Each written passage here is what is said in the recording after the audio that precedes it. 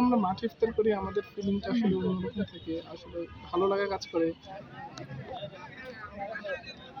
ইউনিভার্সিটির ছোট ভাই বড় ভাই বন্ধুদের সাথে ইফতার করতেছি, তো এটা আলাদা একটা অনুভূতি।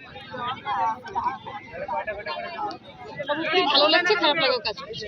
বিষয়টা হচ্ছে যে রমজান মাসটা সবাই আমরা চাই হচ্ছে বাসার পরিবারের সঙ্গে কাটাইতে, কিন্তু আমাদের দেখা যাচ্ছে যে পরীক্ষা ক্লাস ইউনিভার্সিটির যে ক্লাসগুলো থাকে এগুলোর জন্য আমরা চাইতে পারি না আসলে। তো বাসায় যে ইফতারি করার যে একটা অনুভূতি ওইটা যদিও পাচ্ছি না, তবে আমরা এখন আমার ইউনিভার্সিটির ছোট ভাই বড় ভাই বন্ধুদের সাথে ইফতার করতেছি, তো এটা আলাদা একটা অনুভূতি। তবে এটা অবশ্যই ওটার সাথে কখনোই মিলবে না, তবে এটা আসলে অনেক ভালো লাগতেছে সবার সাথে এখন বসে ইফতারি করতেছি।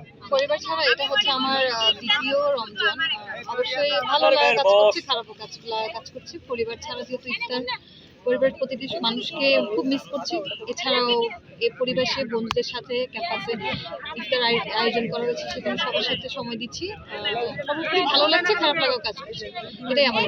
আমরা যখন আগে ইফতার করতাম, আমাদের সাধারণত রমজান মাস আসলে তো অন্যরকম একটা এনভায়রনমেন্ট হয়।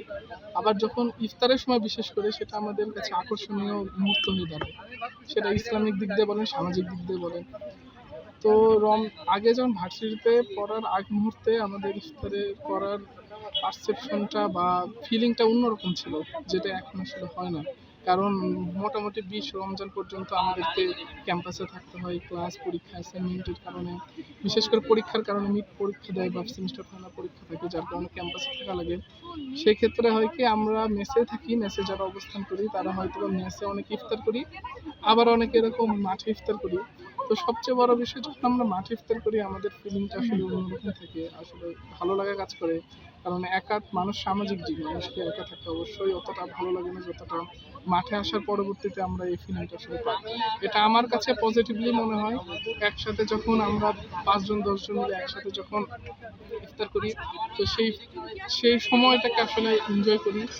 আর পরবর্তীতে আমাদের সবার মধ্যে একটা ভালো রিলেশনশিপ তৈরি হয়। দেশ জুড়ে তোলপা ওয়ালটন ফ্রিজ কিনে আপনিও হয়ে যেতে পারেন মিলেনিয়ার।